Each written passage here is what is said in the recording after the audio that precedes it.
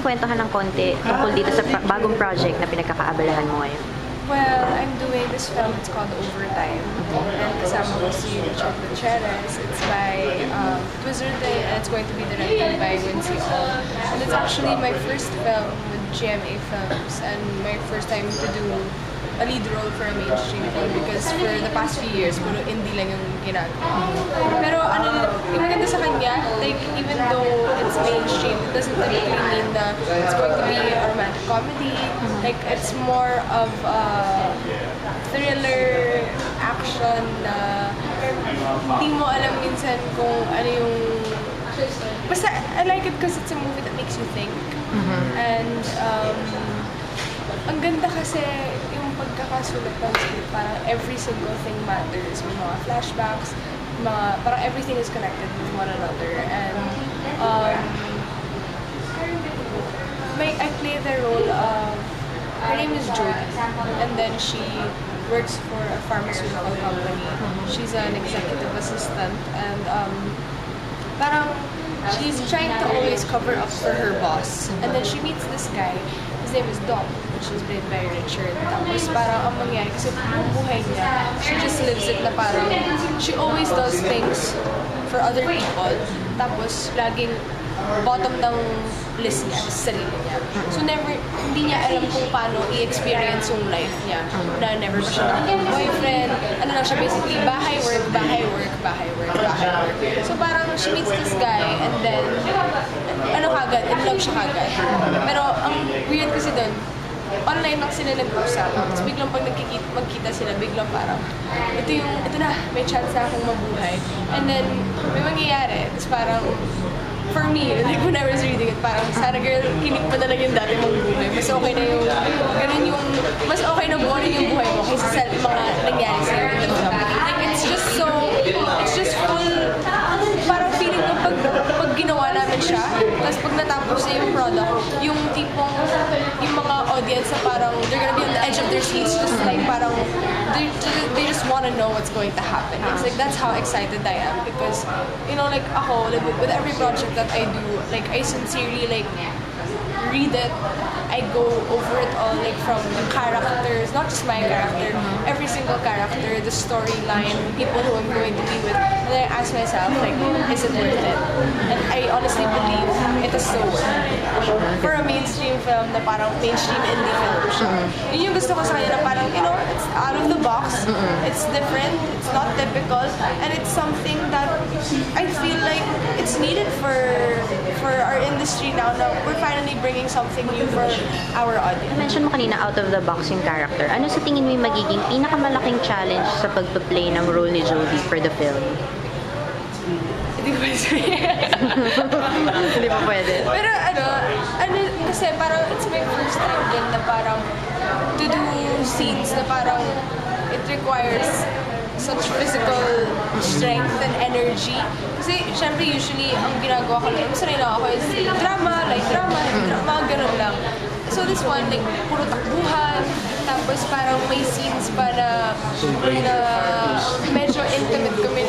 Pero hindi naman, parang wala naman kaming love scenes. Hindi naman siya love scene talaga. Pero like, I've never done anything. The most I've done is like a kissing scene. And I've never showed skin. And I'm going to show like a little bit of skin. So parang at least, I'm also happy because, you know, while I'm getting older, at least nakikita ko din naman yung mga projects na ginagawa ko, they're fit for my age na hindi porket nag-18 ako, I jumped at the chance, you know, to like do love scenes and take my clothes off. Na parang feeling ko it's more of, I just turned 20 and it's kind of about time, pero hindi porket hindi na ako teenager na parang biglain ko sa sarili ko, magsusunod ako or magla-love scene ako. So parang pakonti-konti lang, parang mapatikim lang. Kasi wala naman talaga akong balak mag-sex. So at least, ano lang naman yan eh, like if it's fit for the project, if it's needed and required in a story, for the creative part of it, hindi yung para lang masabi lang, gagawin ko. Pero kung mga tipong masabi lang siya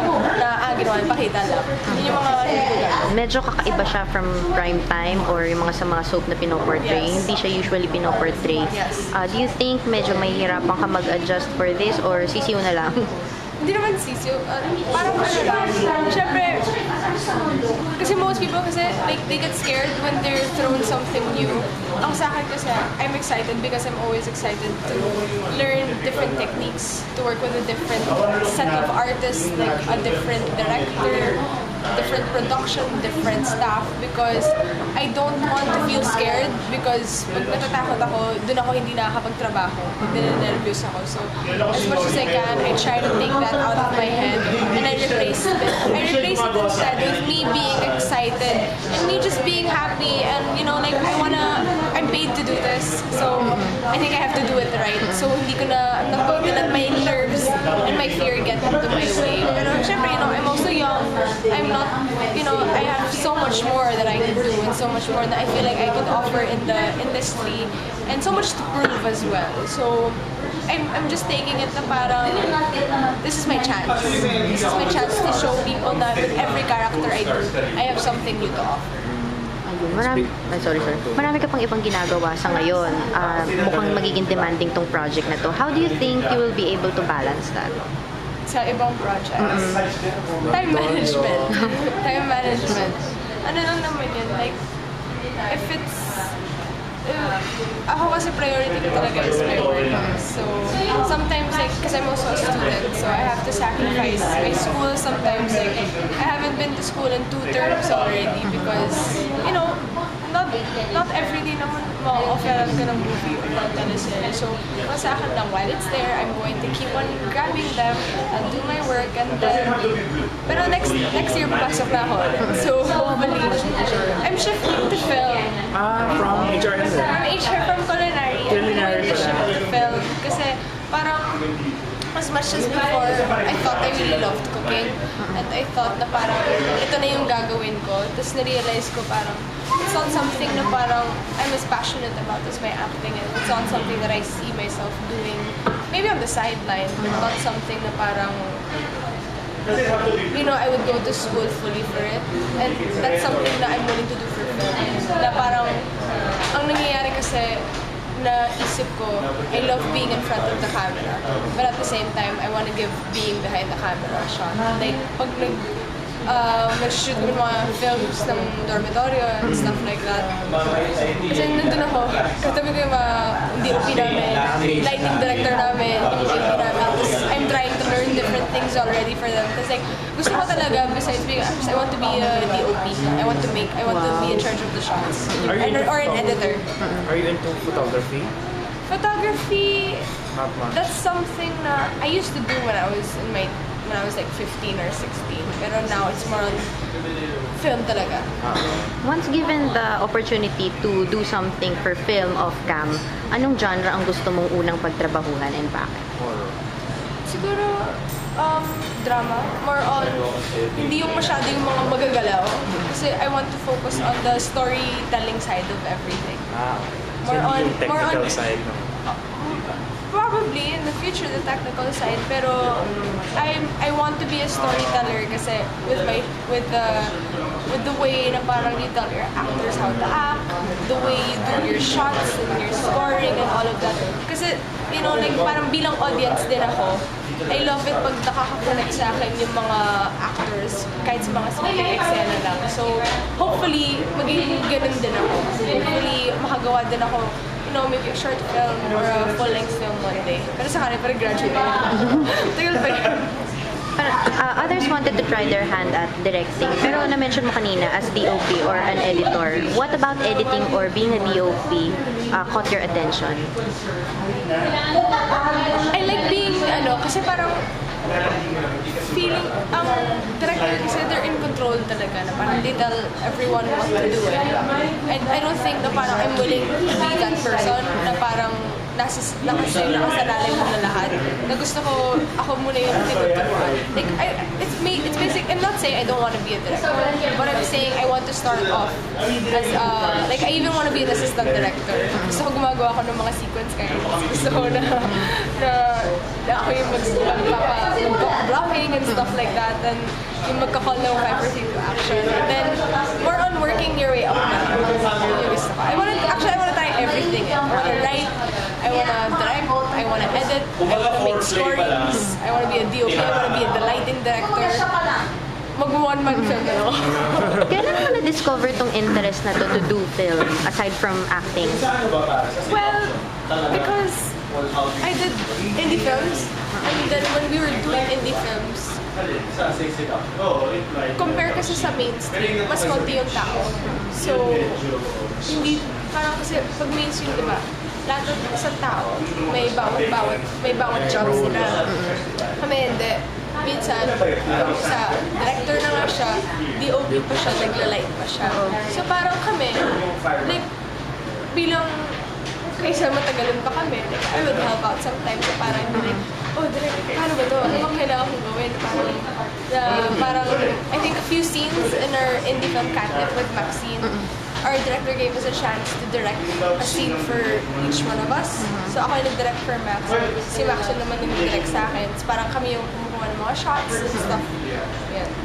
Ayun. We also saw you in Vesuvius, YouTube short, yung horror. Tawag dito, what makes you say yes to these kinds of projects? Medyo mind-boggling kasi siya. And totally different from what you do on TV. They're different because I don't want to be like the type of actress that I'm doing just one role my entire life. I'm going to be known as just the funny girl or the girl who na inaape or the girl na nang-aape. Like, what's the point of me being in the industry and working in here if I'm just going to be a one-woman show, you know? I mean, I love my craft. I'm not... Kasi kung, honestly, kung nandito lang ako para sa pera and sa fame, which is just an added bonus for me, I would just stick to one role para consistent yung trabaho ko. But I take on these roles because I want to challenge myself. I don't want to live a boring life. And I like learning new things lang talaga. I'm a very adventurous person. And parang nakakasawa din na parang, like ikaw, would you eat the same food every day? That's it for me. Parang, di ako kakain ng parang adobo araw-araw. Like, just like with my roles, I like to try different things. Kasi ayoko magsawa sa ginagawa. Because that's how much I love my job. Unless if it's spam. Unless it's just bacon. Bacon, Yun na yung actually. pinaka parang bong role. Speaking of over, as in over sa time, ang alam ko yung role mo sa Genesis, it was supposed to be just a guest role. Yes. Pero they expanded it to become parang major character na rin kasi anak ka ni Lorna Tolentino. So, how does it feel na parang ganun kalaking tiwala sa inyo ng GMA na, ito si Lorena to, this can give us more depth sa story and ratings, of course, because you have a lot of followers and fans. I feel happy because, you know, parang ang sa akin lang, pag nakikita ng mga tao na yung appreciation nila, they see your hard work. You know, that makes me feel very good with myself. Parang I feel like I'm doing something right. And people think it's the easiest job in the world, but just like everyone else, it's also hard. It's not easy to cry on cue, especially when I'm having such a good day and then you're gonna make me break down the corner. Parang, or like if I'm having a really bad day and then you want me to smile and make other people happy. And you work with so many different people, you know, so many different personalities. Lahat kayo may iba-ibang schedule. You know, it's not an easy work. It's not an easy set. But, so when they see na parang you're doing a good job, nakikita nila yun. Kasi hindi naman nila nakikita yung mga nangyayari sa likod ng camera. Nakikita na nila yung finished product. Hindi nila alam minsan na ako. Parang ako kasi before, like, I would work like literally 7 days a week. Now, I would just go home to take a shower and then I would work. So for me to keep myself awake and do more seasons, parang ako parang, yung inisip ko, girl, parang ginawa yun. Parang, wire ka pa ba? Pero hindi naman ako nagreklamo eh. Parang ang sa akin lang, it just makes, it feels good when they comment you for your... Hi guys! Maraming salamat mga kapusi sa patuloy niyong pag-support sa akin sa napakagandang taon na to. And sana, by next year, you still support me in my movie Overtime by Quincy Off. Kasama ko dyan si Richard Gutierrez. And of course, Dormitorio every Sunday yan pagkatapos ng Sunday All-Stars. Thank you!